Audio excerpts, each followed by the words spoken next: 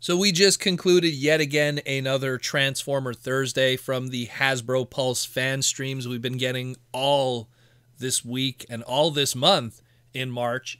And while this wasn't a very eventful one, we didn't really get any new big visual reveals or new big revelations in terms of new product from the crew. We did get, again, a lot of little Easter eggs and informations about all the product that was discussed, so we're going to kind of cover all of that things today. We did actually have another live stream today from the other side of the toy aisle, so to speak.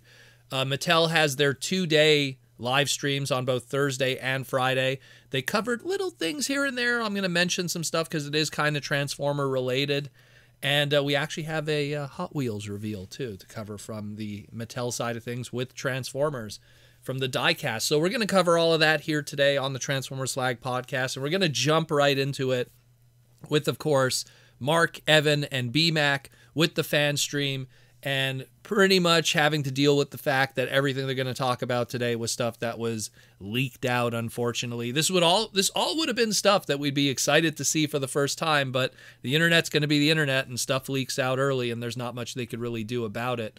And the first thing we're going to cover is the Core Clash Cheetah. It was designed by Evan and Chusan, and Evan pretty much talked about how this figure, unfortunately, because of its small price point, couldn't have the long legs that most Beast Machines Cheetahs would have. Not really else they could talk about with it. I mean, I'm pretty sure we're going to see tons of repaints of it in the future.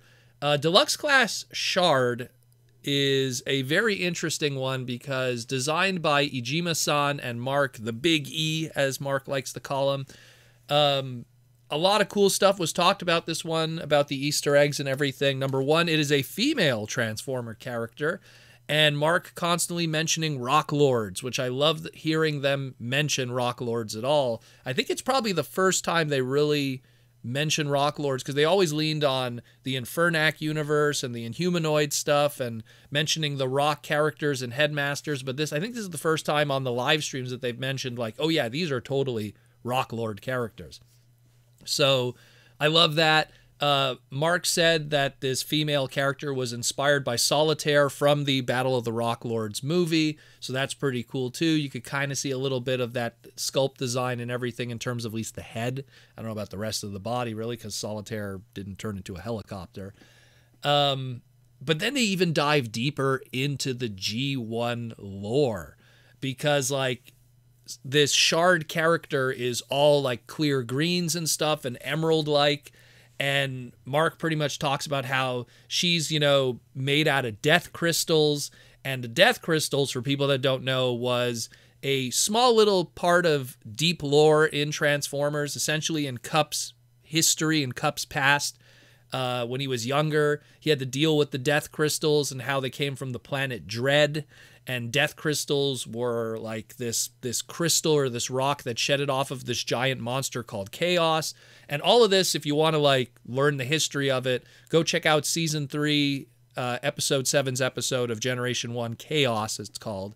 And you'll learn all about the death crystals. And I guess Shard is the sentient living rocks of those death crystals, those shavings off of the monster of Chaos. Very interesting. So very deep cut with that. Again, mentioning that there's like an emerald tint in the helicopters. They wanted to use translucent plastics with solid plastics to really give that off. The mention of Solitaire makes me really wonder now, are they going to do like a more translucent, clear version all around to really, you know, with that white, almost blue tinge to it, to kind of really sell in that they could do a Rock Lords homage later on, maybe a brand new head sculpt. That would be really cool. So pretty much I dig that one. When they move into Gears, that's a Hisui-san and Mark design. Hisui-san wanted to stay true to the Fleer-O'Deary model, the animation model. So he tried his best to like hide the tires in the robot mode. So that was pretty cool that he made like an extra effort with that. They also mentioned that when you open up the chest, they wanted to, if they had the budget, to include the Grumpy disc that you could slide in and out of his chest. And while it does have the slot for it, he does suggest that you could maybe make your own 3D print a Grumpy disc to put in and out of his chest. They didn't have the budget for it, but I'm pretty sure maybe some third-party company or a 3D printing crew could probably put one together. So that's pretty cool that that little extra Easter egg is there. And they also mentioned, ironically, this is the first Generation 1 reveal of the year, and we're already, leaving March going into April, so pretty crazy how we're not so much about G1 anymore with the modern crew. The deluxe class Cyberverse Chromia. This was originally the Prowl mold, which was Kuniharu-san, and Sam Smith from the Studio Series team came in and then just designed the brand new head sculpt on it. Not much really that could be said about it. Even them, they were kind of almost silent about it. There's like, well, yeah, nice purples and blues on it. Yeah, that's pretty cool. And metallic hits. Probably the weakest of this wave, in my opinion, considering Cyberverse Chromia didn't really look like that, which is a shame. I would have loved a brand new figure of her because she looks so cool in the Cyberverse show. Voyager class Cybertron Starscream. This was a 100% Takara designed figure with no Hasbro design team efforts with it, done by Yuya-san. The cyber key could be plugged into multiple places, not just one spot, so that's a nice throwback to the original toy. They tried to match the colors as much as possible to the animation model as opposed to the original toy, so that was a nice touch too. And they even mentioned something that was very not apparent, but apparently this is one of these magical partial retools that they actually took the original War for Cybertron Siege Tetrajets, those old ones, and they used some of the joints and everything to partial this into the toy we have today. So that's pretty wild when you think about it, how much, the magic of retools and partials could be done with the current Takara and Hasbro crew today and stretching that. So pretty awesome stuff. I did not even see that at all. And I own those Siege ones, so it's pretty crazy.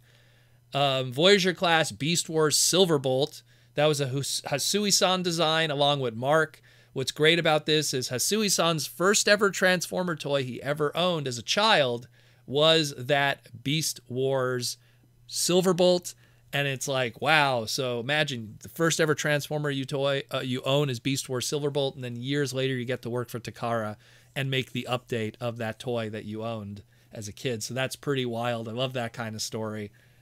Great stuff. That's like me, like years later designing like the first ever update of Blaster or something, That's pretty cool. That's pretty awesome. Leader class G1 Sandstorm. This one we've seen like crazy, but again, let's talk about the Easter eggs. Koku-san and Mark designed this. They really wanted to make sure they had PVC rubber wheels on it to really have a good rolling feel, and they had the budget with it being a leader class. Mark thought that using that rescue cage was a good excuse to kind of have something similar to the roll cage of the animation model and have an extra accessory. So that was really, really clever use of that. BMAC teases that there was another head on the mold, and stay tuned for that. And Mark saying that you'll definitely see something come out of that ASAP. So they were teasing at probably a more show accurate version, because this is a more toy accurate colored one. So definitely something going to be coming from that at one point. The rest of the assortment that wasn't mentioned here are all package refreshes. Like two of the other core classes are Boulder Crash and Energon Megatron. And of course, the missing Fort Deluxe is also a package refresh with the animated Bumblebee. And the leader class is also a package refresh to go with the Sandstorm, which is the Tiger Hawk. So those are the other ones that weren't mentioned that will be hitting with Wave 4 with that. So if you missed any of those characters, the opportunities will present themselves with those case assortments. They also quickly touched on the Target exclusive Voyager class Origins Wheeljack. Again, we've seen this already multiple times, so it's not new to us. But they, here's the little like cool things that we didn't know about. Yuya-san and Mark were the designers on that. They really wanted to make sure that the Bumblebee origin figure fits inside the back and having storage for the rod accessories, the energy conducted rods. So that's pretty cool. What really blew my mind was the shield accessory, the blast shield for Wheeljack that also we saw later on becomes a glider shield kind of thing that could be plugged on the back of the robot mode. It can also be folded up and laid out in a way that it makes a piece of Cybertronian road that, because of the little peg, you could plug in Wheeljack and it makes it look like he's hovering on a piece of Cybertronian road and floating in the air. And that is a really cool touch that it makes like also like a little display piece. So I dig that a lot. That actually, it's one of these things where it's like, oh, you get this blast shield. Oh, what are you going to do with it? Because if you keep it, displayed in vehicle mode, Like, you don't want to put it on there. It covers up everything. And so that's a really nice touch with that. Really dig that. Cool little Easter egg. And that's it more or less of the stuff they showed off. BMAC mentioned that next live stream, which is going to be March 28th, next Thursday, the very last live stream of this March Madness kind of stuff. Again, will be March 28th at 11 a.m. Eastern Standard Time. They'll be covering pop culture, Transformer stuff, licensing, comic book, publishing, and he says some big reveals. I think it's, you know, probably some Decepticon related stuff. We'll see what happens with that. He's a little vague with it. He also mentions that WonderCon is also coming up that following week. So after the 28th Fanstream on the Thursday, that whole weekend, starting with March 29th, March 30th, and March 31st will be WonderCon. And on Saturday, March 30th at 3 to 4 p.m. Pacific Standard Time in room 300E at WonderCon, they will be having a Hasbro Action Brands panel, and there will be some brand new Studio Series reveals. I imagine it's going to be pretty much all that Wave 2 stuff we saw, but what we didn't see, we're probably going to see for the very first time, the Studio Series 86 Swoop, and they're probably saving that for WonderCon because Dinobots are much more mainstream. And out of all that stuff that they have for Wave 2, that would be the one that would definitely get a lot of oohs and ahs from even casual fans.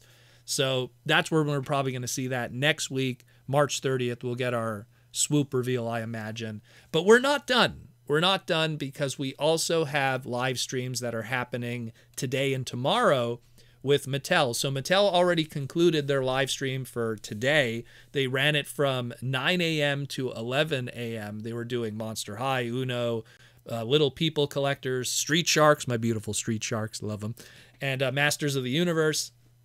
And there wasn't much in terms of Transformer reveals on the Thursday. The only thing that we kind of learned from it is through the Uno one, that Transformers and the Uno stuff that's going on with that is part of something called Uno Fandom, where they pretty much take the Uno brand and attach all kinds of pop culture stuff to it. So Transformers is part of the Uno Fandom line, and there might be others in the future. We'll have to stay tuned with that. But day 2, which is going to be tomorrow, is going to have the Barbie stuff, the Mega Blocks kind of stuff, WWE, and Hot Wheels. And that starts at 9 a.m.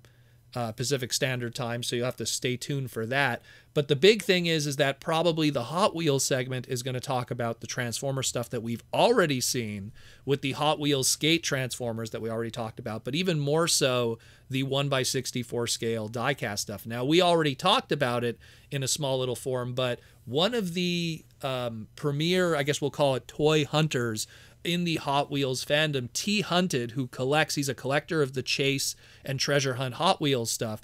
He shows off on his blog all the time the upcoming Treasure Hunt and Chase figures, or Chase cars in this case, of Hot Wheels, and he showed off the 1x64 scale Hot Wheels Bumblebee, which is, again, because Hot Wheels always retools and repaints everything, it's a repaint of the classic Vokes Bug that they have. So at least we know that the Bumblebee looks very G1 as expected, but we don't know what the others will be painted into because of the very interesting choices of molds that we have from the listings here, from the Fiat and everything.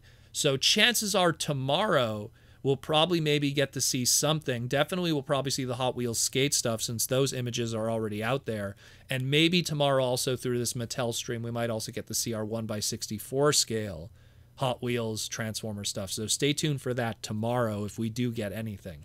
And that's it more or less, pretty much. Let me know what you think about it. I know some people are not really happy about the live stream, but it is what it is, unfortunately. And I hope you learned something today. Maybe we got some new stuff out of it.